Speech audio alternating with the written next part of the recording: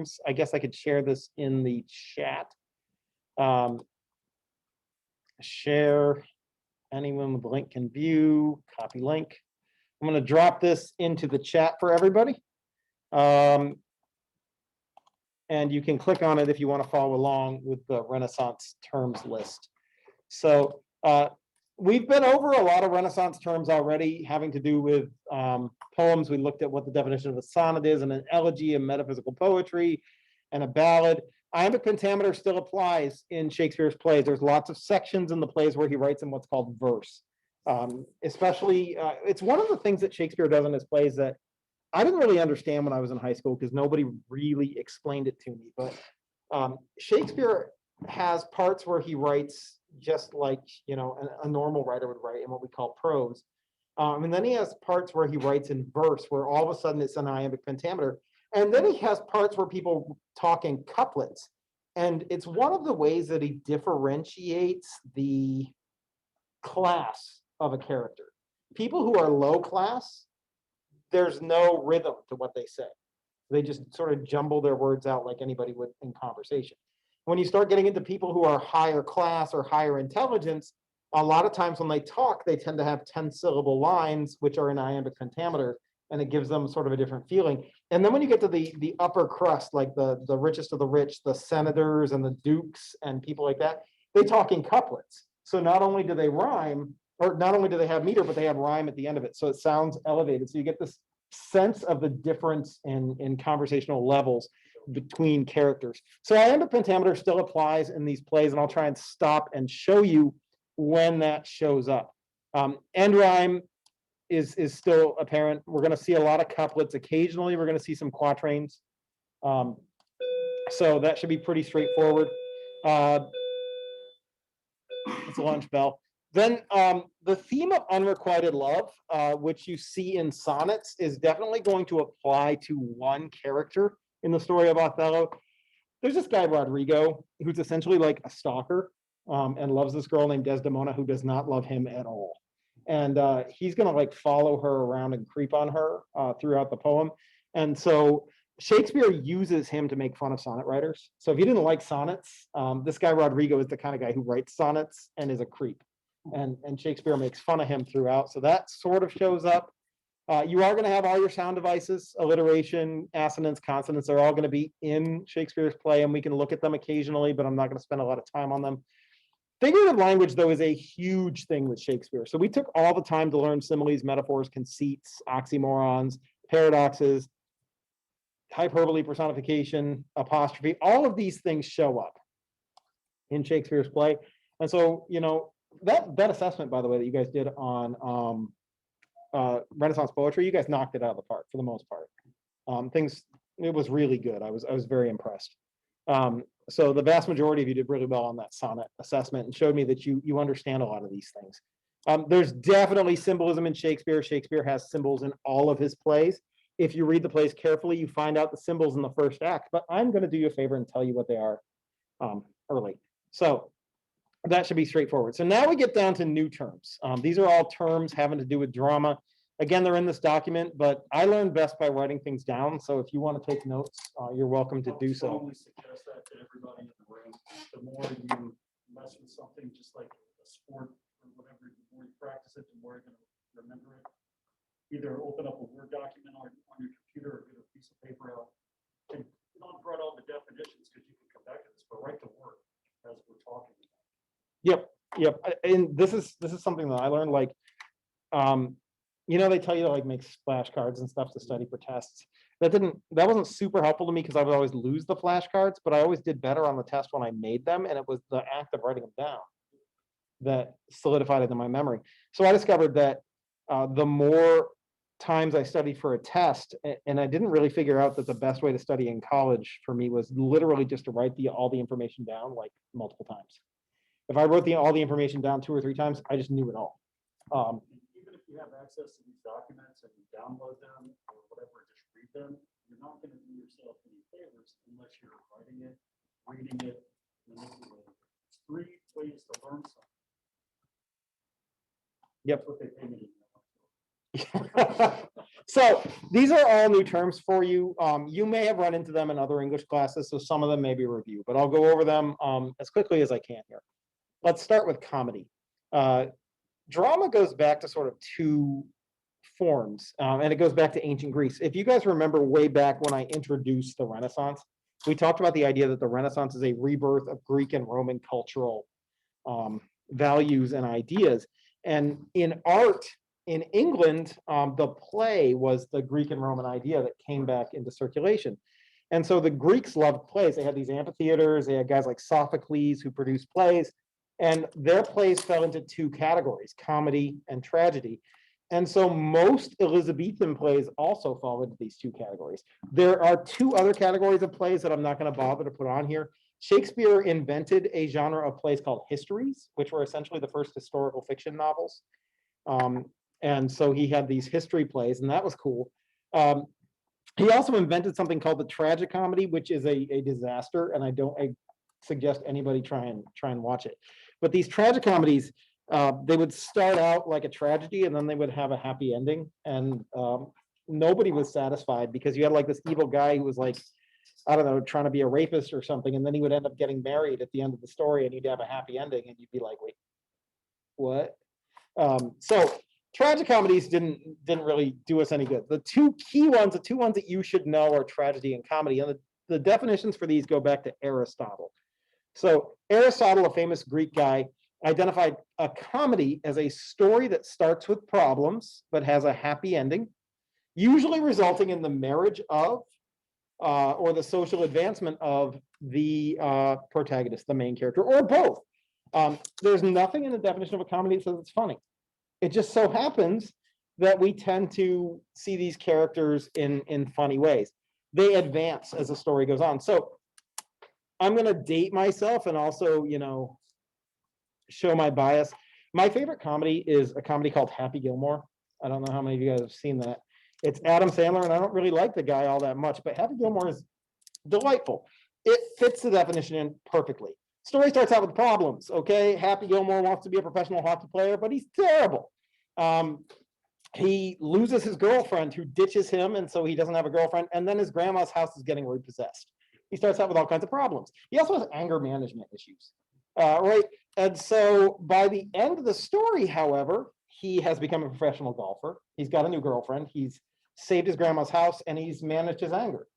And he's then in such a position that he has a new romantic relationship that's better than his previous romantic relationship, and he's become rich and a professional athlete.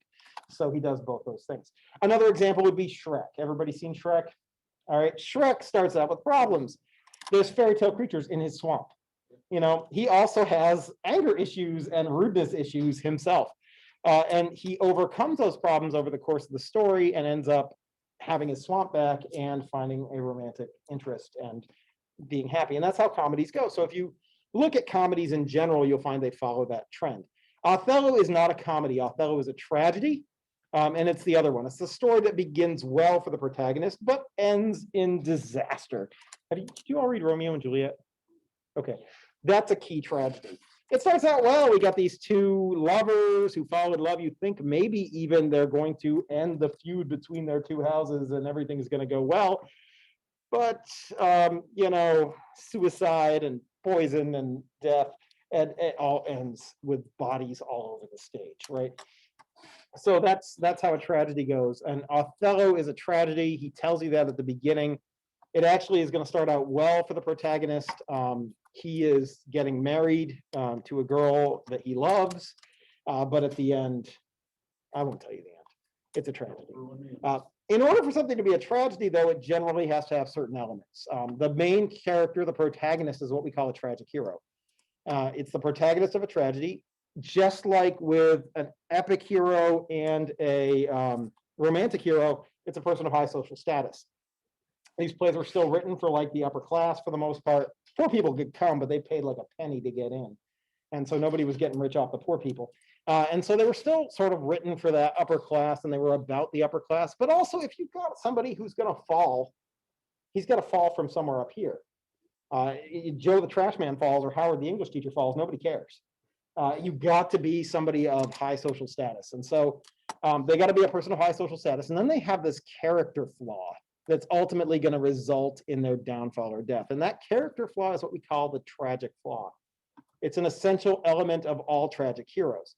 So it's the character trait, often taken to extremes, that inevitably results in the tragic hero's downfall or death. Greek drama, this was most frequently something called hubris. I don't know if you've run into that word before. Hubris is the Greek word for excessive pride. You have these characters who get so proud of themselves that they're like, I'm as good at weaving as Athena, or whatever. And these wings are so great, I'll fly higher than Zeus, right? And then what happens to them is they get brought low through their own hubris. Shakespeare likes to shake things up a bit. He does not like to use basic Greek flaws. And so what you find in Shakespearean plays is that Shakespeare likes to take good qualities that people should have and make them extreme. And when you end up with this good quality taken to an extreme, it turns into a tragic flaw. So Romeo and Juliet, love. We all want love, right? We all want to have a meaningful, loving relationship, except for Richard. We all want to have a meaningful, loving relationship in our life. What happens if you have too much love? Love is good, but like, I met you 6 days ago and now I'm committing suicide. Like, that's too much love, folks. Yeah. A love relationship should be a candle, not a bonfire. A bonfire consumes all of the material very quickly and then is out. A candle lasts a long time.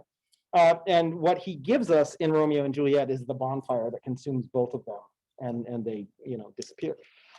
In another example, if you happen to read Macbeth, his tragic flaw is ambition. Ambition is a good thing. If you are not ambitious in any way, you end up at 30 years old living in your parents' basement playing video games. Nobody wants that. And if you do, I'm judging you. It's all right. So, Macbeth, he has a lot of ambition and he ends up killing a king and then killing everybody who gets in his way to maintain his power.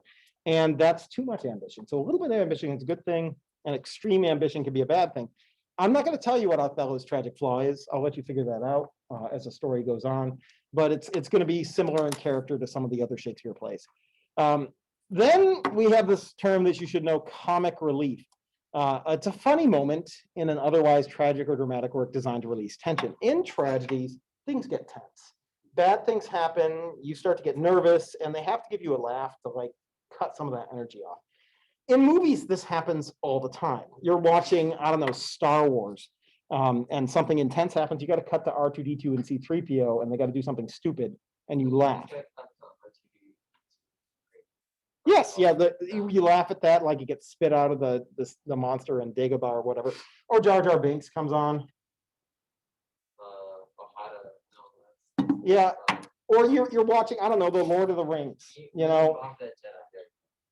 You're watching the Lord of the Rings and things get intense. You got to cut to Merry and Pippin talking about pipeweed or second breakfast or something like that, and we all have a good laugh. So there's going to be comic relief in Othello. There's a character who's literally called Clown. That's his name. He's not a clown in the sense of like what we think of today. A clown in Shakespearean times was a overly intelligent servant, a servant who's more intelligent than his master, and thereby would mock him, with his language. But there's this character called the Clown who comes on and makes comic moments. But also our villain, though he's super evil, he's also really funny. And so there's lots of these sort of funny moments throughout the story of Othello that would fit comic relief. Next, I've got 4 terms that are all sort of linked, and these are ones I want you to really pay attention to. There are sort of 4 different ways people talk in a Shakespeare play. And the most common one I actually put down at the bottom, I don't know why, is called dialogue. Die is the old Greek word for 2, right? And so dialogue, 2 people talking, it's when 2 or more characters are in a conversation with each other. We tend to use that word, I need to have a dialogue with you or whatever, off and on, and that's pretty straightforward. Monologue, mono is the old Greek word for 1, right?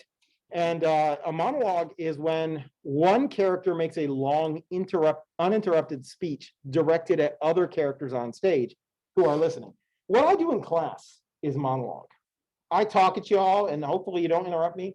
And you listen to what I'm saying, and it's a long monologue, but it's directed at people who are on stage, and that's the key. Some people confuse monologue with soliloquy, and you shouldn't. They're very different. Soliloquy, solo is alone. When you're solo, you know, you're all by yourself. And this is really not a Greek thing. This is an Elizabethan dramatic technique where one person is on stage talking to the audience. And it's just understood between the person and the audience that they're not actually talking, they're thinking. They're just saying their words out loud, because you don't have technology to do like a voiceover narration or something like that. And so a soliloquy differs from a monologue in that a monologue, there are people on stage listening. In a soliloquy, there is no one on stage. The most famous soliloquy in which a character talks and represents their internal thoughts is Hamlet's. Hamlet goes on stage and he has this one you may have heard: to be or not to be, that is the question. You know, Hamlet is contemplating suicide. Should he kill himself? Should he not kill himself? And obviously he's not saying this. He's not walking around the castle shouting out these words. We understand that it's happening in his head. Now, soliloquy is not entirely gone from our culture. You ever watch Modern Family or other shows like that? There are other shows too where a character is you know, engaged in something, and all of a sudden, like, the screen pauses and you shift to like the couch in the middle of the house, and there's one guy sitting on the couch talking to the camera. That's a soliloquy. You were hearing their thoughts, and it's a way that they use this old Elizabethan technique with a smash cut in a film or in a TV series. Yeah, Ferris Bueller does that all the time. Yeah, God, I haven't watched Ferris Bueller in years. It's a good one though. And then we have aside. This one's the easiest one to remember because it's a side conversation, and the playwright is almost always going to give you instructions. It's almost always going to say aside there. So it's when two or more people are on stage and one or more of them, but never all of them, share a side conversation or a comment that the audience overhears, but that the other characters don't. Again, if it's loud enough for the audience to overhear, all the players on stage hear it as well. They just have to pretend that they don't hear it. And so there's sort of two kinds of asides here. There's the my chair is creaking all the time. There's the one character kind of aside where a character just makes a side comment. You know, I don't know, we're in the middle of two people are in the middle of a conversation, and he's planning on axe murdering one of them, and he thinks to himself, I'm going to ask you a question. You know, and we all sort of get a chuckle, but they all don't hear it. That would be one type. And the other is when there's two people off to the side and other people talking over there, and one of them says something awkward, and all of a sudden, like, the lights dim and it focuses on these two, and he's like, that's what she said, right? And we get this sense that they're having a little joke with each other that the other people don't overhear. And those would be asides. So again, soliloquy, solo, one person alone on stage. Aside, it's a side conversation not overheard by everyone on stage. Monologue, it's one person talking to other people on stage, and dialogue is everything else where people are talking. Do you understand the difference between soliloquy and a monologue? Okay, good. It's one person, but two different audiences that they're addressing. And it will help you a lot to get these definitions square in your head so you can remember what exactly is going on in Shakespeare. We'll revisit them in this document. I'll attach to a lot of this stuff as we go through. Stage directions is ridiculously straightforward. They're just notes from the author or playwright to the actors. They're usually in italics and brackets. For example, exit stage left, or aside, or dies, or fights. I do want to break in here though and say Shakespeare sucks at giving stage directions. His stage directions are tiny. He gives you very little to go on, and that's both a great strength and a great weakness of his plays. It's a great strength because it means the actors and the directors really have to think about what's going on, and when they put on the play, they have more freedom to stage it the way they want to organize it the way they want to without interference. It's a great weakness if you're sitting in your house reading a Shakespeare play, because you can't picture what's going on in your head. And we're so used to having a narrator. That's one of the big differences between reading a play and reading a book. A book has a narrator that tells you everything that goes on. A play does not. It has to do everything with dialogue, and then you don't know where the characters are or what they're doing or how they're interacting with each other. It's really meant to be viewed, and yet we use it in school in a way that, you know, removes the viewing a lot of times. And I'll try and show you some scenes as we go through to sort of help you see what's going on and picture the scenes. That said, the reason we teach Shakespeare in school is, one, because it's hard, and it's important for you to struggle with difficult things, because that's where the growth occurs. You know, I've made sports analogies before. I think the best sports analogy here is, if you're always playing people that you can beat, you're never getting better at your sport. If you play people that beat you, that's when you have to up your game and learn and grow and struggle, and the struggle is where the growth comes from. So we teach Shakespeare because it's hard, but we also teach Shakespeare because it's short. Shakespeare does everything that a longer novel would do and more in a short play. We can get in 120 pages what you'd have to read Jane Eyre at like 385 pages to do. And so we could we have economy with Shakespeare that will help us give you the material in a faster way. Stage directions. Irony, this is another one you really need to know, because Shakespeare uses it all the time in Othello, also in his other plays, but specifically in Othello. So there are 3 kinds of irony, and the general definition of irony, when people say, isn't that ironic? They're generally referring to what we call situational irony, unless it's Alanis Morissette's song, in which case it's just wrong. You know, ignore that. It's not ironic to have rain on your wedding day. There's nothing ironic about that. It's terrible, but it's, you know, whatever. Situational irony is when whatever actions you take have the opposite of the intended result. So, for example, you study really hard for a test, but you studied the wrong material and then you failed the test. Right? That would be ironic because you really did try hard. It just didn't turn out for you. Or, you know, somebody who's really sad and you try and cheer them up, and what you say to cheer them up actually makes them feel worse. And so you were trying your best to make them feel better, but you actually made them feel worse. Or, I don't know, let's say I'm trying to help the homeless, okay? And so I'm going to donate a bunch of clothes to the homeless shelter, and, you know, whistling the whole time and feeling good about myself. I load the back of my car full of homeless or clothes for the homeless shelter, and I start driving off there. And then all of a sudden, the thump, I accidentally run over a homeless guy. That's terrible example, but it would be an example of an ironic thing. Don't do that, by the way. So that'd be situational irony. Then we have what's called verbal irony. It's when somebody speaks words that have the opposite meaning of their literal meaning. This is very similar to sarcasm, but not quite. The difference with sarcasm is that when you're being sarcastic, you change your tone so the person you're talking to knows that you're being sarcastic, right? So and I would never do this, but if somebody failed a test and I handed back the test to them and was like, you're very smart, right? Like, they know that I'm insulting them. I would never do that. But they know that I'm insulting them. That's sarcasm. If I did it in such a way that they thought I was being serious, but everybody else understood that I was not, it would be verbal irony. And so whenever you get in a situation where you say something and the character can misinterpret the words to believe that it's one thing when you mean it another way, that's what we call verbal irony. It's difficult to do, but Shakespeare engineers a ton of situations in which this occurs. And we'll see some of them in the play. And then finally, we have dramatic irony. I underlined this one because it's my favorite lit term, which means you know it's going to be like on every assessment I ever give from here on out. Dramatic irony is when the reader or the audience knows something that a character does not know. So and almost all good movies and books depend on dramatic irony. You know, a comedy is only funny because of dramatic irony. For example, Richard goes out to get a drink of water.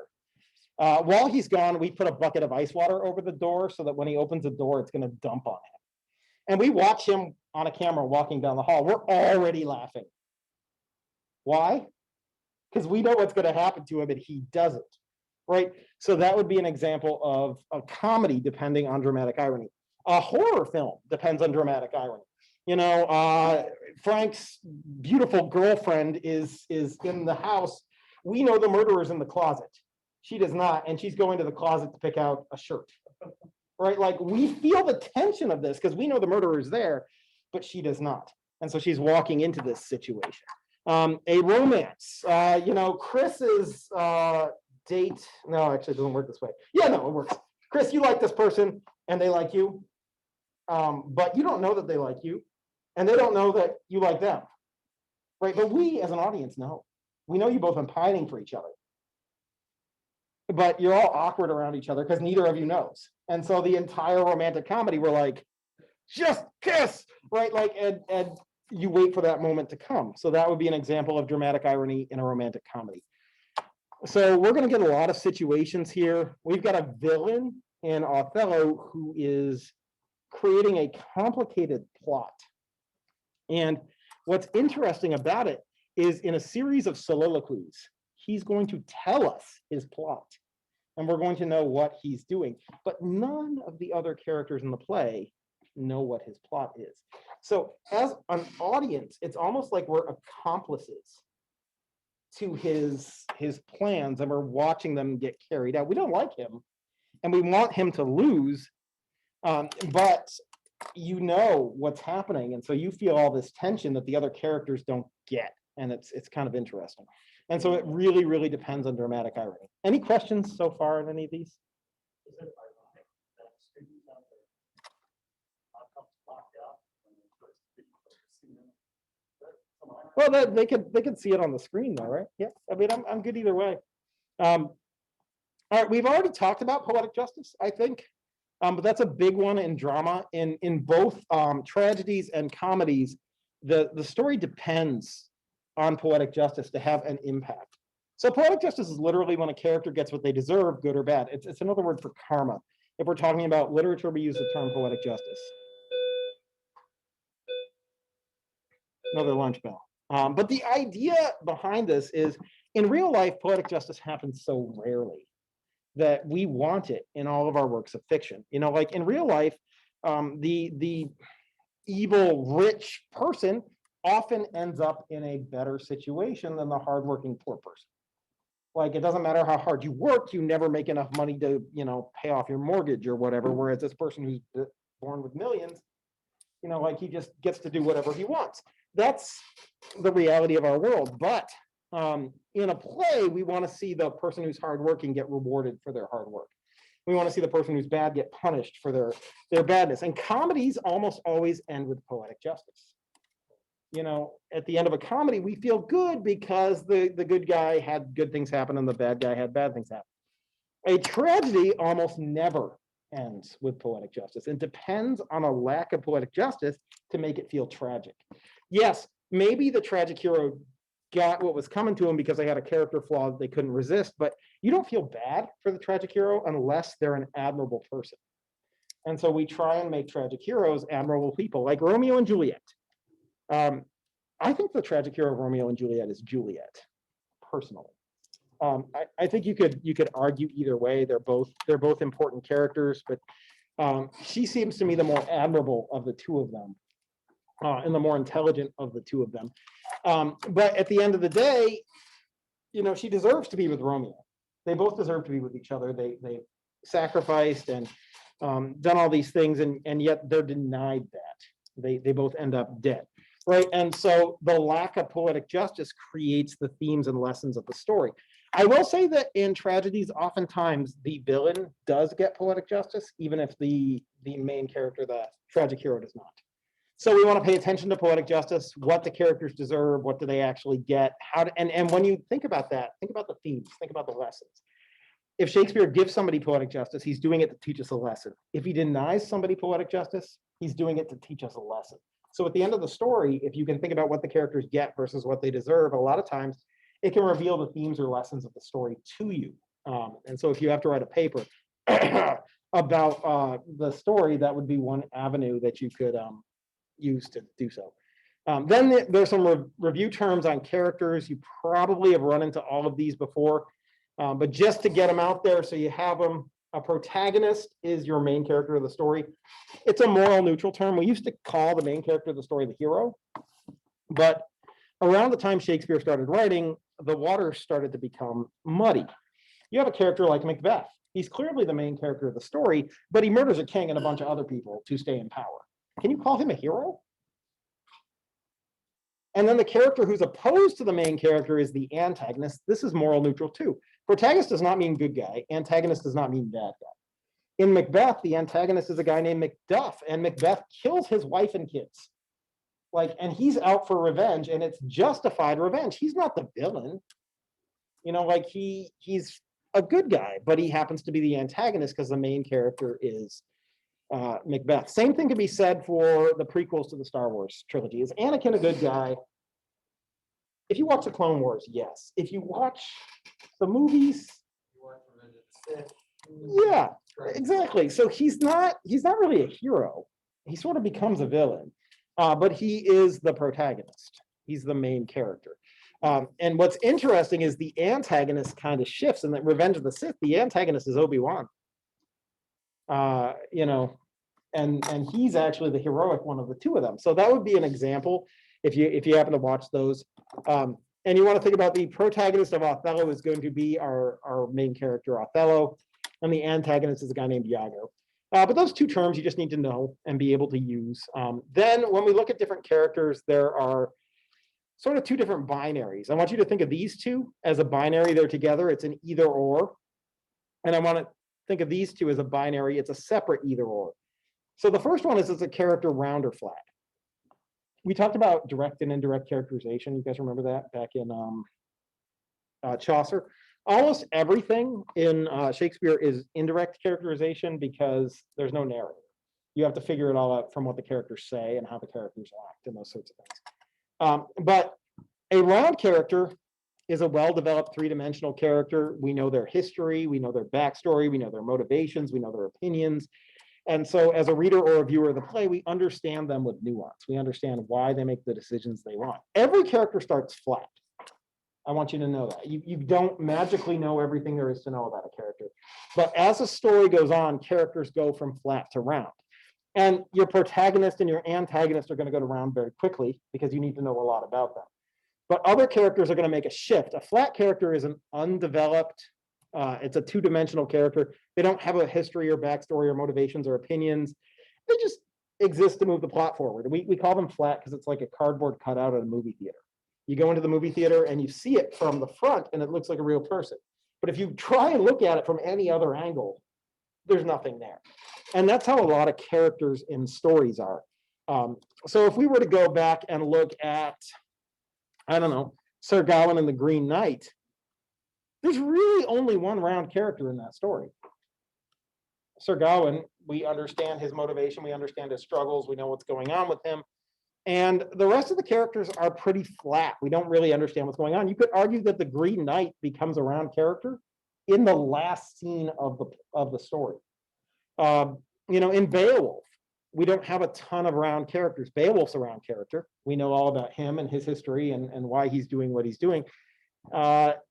Wiglaf becomes a round character, like at the very end of the story. Who else is around? Maybe King Hrothgar. But there's not a lot of them there. So most characters in most stories are flat. In Shakespeare's plays, Shakespeare's really good at developing round characters. The one thing I will say is that you want to pay attention to the moment when a character who has been flat most of the story suddenly becomes a round character, because usually there's a theme, there's a lesson there. If the author's taking enough time to show us a character who's changing, there's something behind that change. And whatever's behind that change is an important thing that Shakespeare's trying to teach. For example, the antagonist, Iago, he has a wife named Emilia. And she is a flat character for 90 or 80% of the story. And all of a sudden in one scene, she's given a speech that gives her a backstory, gives her motivations, and gives her nuance. And that is a key moment in the entire play, where you can stop and you can look at it and say, hey, what's Shakespeare saying here? So look for those moments when a flat character goes round. Next, we have static and dynamic characters. Most characters are static. A character who is static is a character who does not change in personality, morality, or outlook over the course of the story. A dynamic character, dynamic has the same root word as dynamite. Dynamite is something that changes from matter to energy. So a dynamic character is a character who does change in personality, morality, or outlook over the course of the story. So let's look at this binary for a second. When we talk about static and dynamic characters, we're not talking about physical changes. We're talking about internal changes. So if I'm a character who has his leg blown off and I don't change my personality at all, I'm still a static character. If having my leg blown off makes me change my outlook on the world, then I'm a dynamic character, right? And most characters are static. Flat characters are always static, all right? But round characters are not always dynamic. Beowulf is a round character. We know all about him. He changes exactly 0 over the course of that story. From the moment he enters, he's freaking awesome and honorable and all of those kinds of things to the moment he dies. And so he stays static. He's a static round character. Sir Gawain, on the other hand, is a dynamic round character. He's a little arrogant at the beginning of the story. He thinks that he's a great example of chivalry and he's got all these things figured out.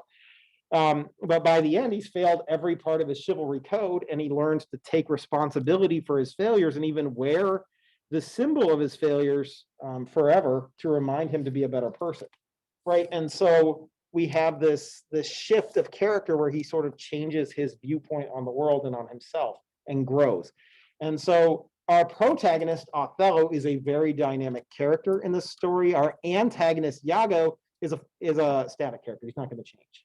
He starts the story evil and jealous, and he ends the story evil and jealous. And so we're going to have to track the changes. Again, just like when a flat character turns to a round character, when a static character goes dynamic, there's something important going on in the story. And you want to think about why the character changed and what caused him to change and how his interaction with that thing precipitated the change. And if you can identify that moment, you've got a theme. You've got something important that the author is trying to do. If they take the time to write this change for a character, it's got to matter. All right. I just have 2 more things for you, and then I'm going to stop and give you a 5-minute break because I can see the overload in your eyes. So we'll do this pretty quick, hopefully. So first, we've got all of Shakespeare's plays. In fact, all plays are broken into what are called acts and scenes, and you just need to know the difference between them. It's pretty intuitive, but when you actually stop and you think about it, it makes a lot of sense. So a large chunk of a play, generally representing a relatively contiguous unit of time and location, is called an act. Greek plays were generally shown in 1 act. There was just 1 long act for the entire play. There was never a break. Nobody left the stage. They just did the whole thing. So it was all 1 scene too. Later plays, though, would be divided into 3 acts. You hear about 3-act plays. Those plays would tend to have a beginning, a middle, and an end. Like, I don't know, the beginning might happen in London in springtime. And then the middle would be 2 weeks later on a train. And then the end would be in the country 3 days after that. Whatever the case, there's always a change of setting and time between acts. So you're always moving forward in time and changing location. Let's see. Shakespeare writes in 5 acts. Every Shakespeare play is a 5-act play. His tragedies generally always follow the same formula. So if you learn the formula and you read another Shakespeare play, it will help you out. First thing you do in Act 1 is he's going to start by introducing the characters. He's going to give you the symbolic images. He's going to give you the themes. All those things are going to be apparent in the very first act, and I'll highlight them as we read to help you out. Following this, you got Act 2, which generally shows things going well for the protagonist. Remember, a tragedy starts well and ends in disaster. So we have to see things going well. In Romeo and Juliet, Act 2 was when he met Juliet and they fell in love, and he saw her outside the window, and they got married in Act 2. And things seemed pretty good. Act 3 has an event that causes the fortunes of the protagonist to turn. In Act 3 of Romeo and Juliet, Romeo kills Tybalt, who is a member of the other side, and precipitates his own banishment and the conflict that is going to cause everything else. Act 4 takes viewers to the brink of tragedy that could, in theory, still be avoided. So in Act 4, you've got the whole putting Juliet to sleep and going to tell Romeo. And at the very end of Act 4, we find out that the message to Romeo never got there. And so he doesn't know that Juliet's asleep. He thinks she's actually dead. And then Act 5 is when all the tragic events occur. The protagonist seals his or her own doom due to their character flaw. Romeo loved her too much and therefore committed suicide, which, resulted in the tragedy. If he had not loved her as much, he might have been like, this is sad, but I'll get over it. And then she would have woken up and everything would have been cool. No, Whatever she took, it stilled her heartbeat. Yeah, it's not a real thing. Like I've researched, there's no drug that can do this. It's magic. But yes, breathing so shallow.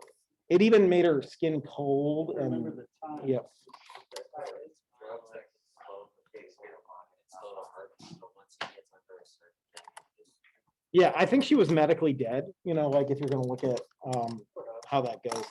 Last thing, scenes. Acts are broken into scenes. So think about an act as a big overarching chunk of the play, and that chunk is going to be broken down into smaller chunks. So if a play was an essay, the acts are paragraphs, the scenes are sentences. That's the easiest metaphor that I can make for you. So acts are broken into a number of scenes. The scenes are generally much more limited in time and space than the act, and they flow in chronological order. So if the act is a whole day, it would take place in a city. Scene 1 might be in one building in the city and be the morning scene. And scene 2 would be in another building in the city and it would be a lunchtime scene.